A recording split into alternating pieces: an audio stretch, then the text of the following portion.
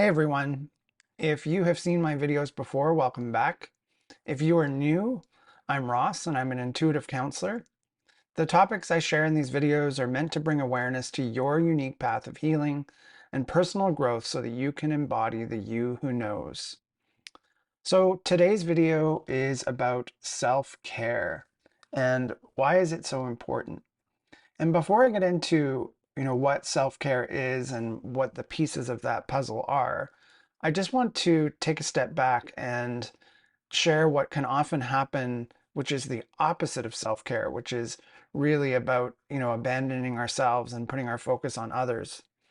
And I think, like I have said in so many videos before, we can easily get into this pattern of really putting others first and putting ourselves last. And really that's the essence of the work that I do and helping people to reconnect with themselves and start to put themselves first.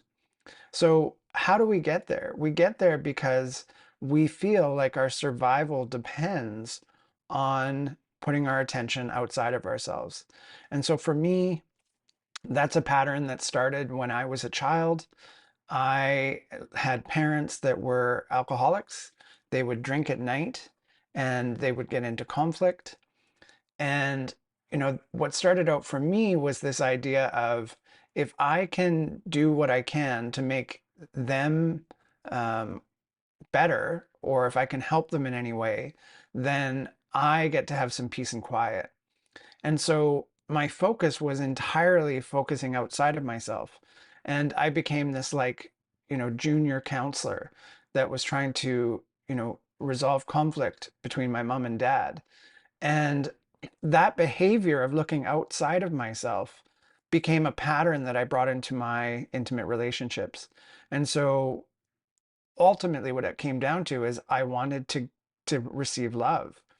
And often what happens is that that transaction doesn't actually complete itself because we don't actually get what we need. The pattern that is happening outside of ourselves continues. So in my case, my parents continued to drink. They continued to have conflict despite my efforts to soothe that and bring calm for myself.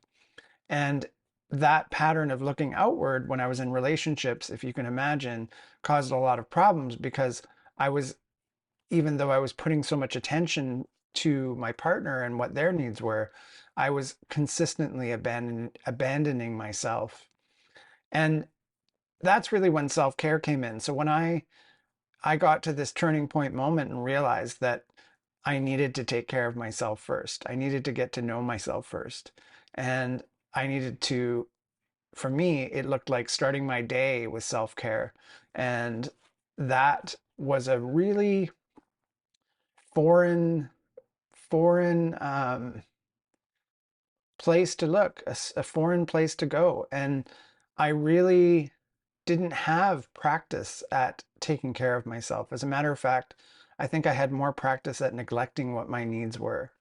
So when I started, I actually started by we had a space in our house, and I said, I don't know what I'm going to do, but I'm going to show up in this space first thing every morning. And in that space, I just allowed my body to tell me, what is it I need? Do I need to just lay on the ground? Do I need to just feel a connection to the earth? Do I need to meditate? Do I need to just focus on my breath? Do I need to do some sort of aromatherapy? Do I need to sit and watch a video that is inspiring? Really, the canvas was blank in terms of what I needed to do.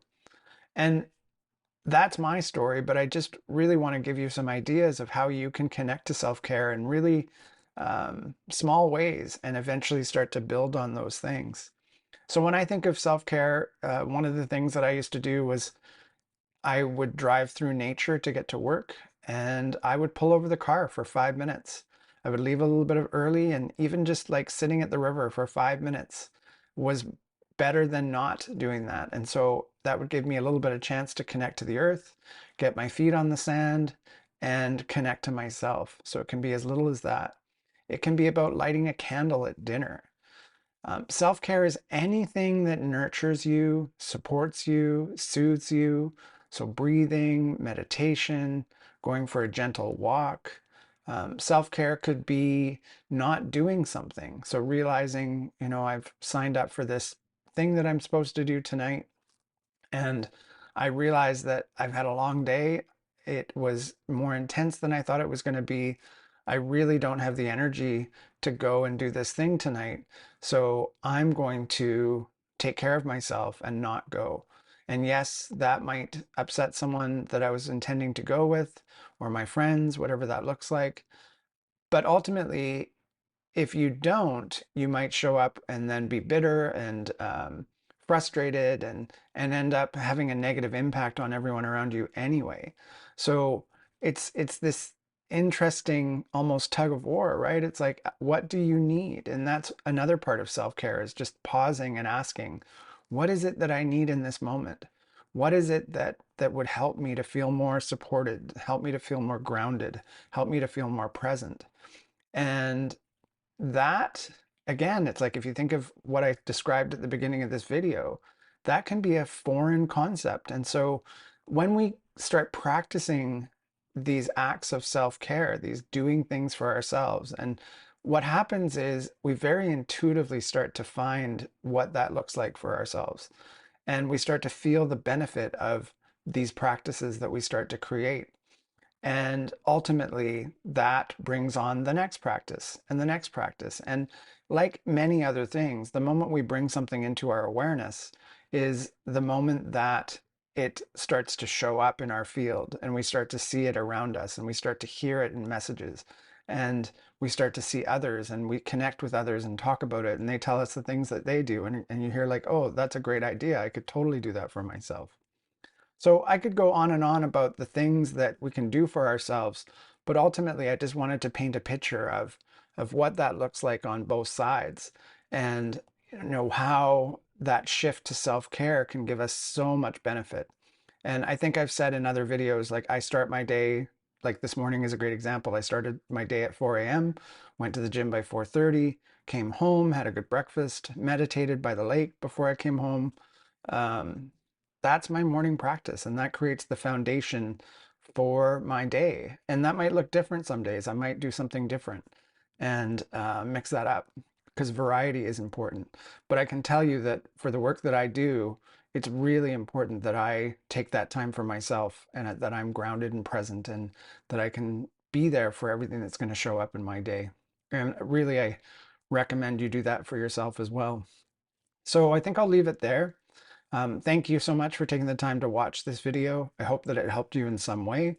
If you have anything to share, feel free to comment down below. And if you have any questions or topics that you'd like to cover in the future, I'm happy to do that. Just drop it in the comments as well. And if you found this beneficial and want to share it with a friend, please do so. And yeah, I look forward to seeing you again next time, and I'm sending you unconditional love.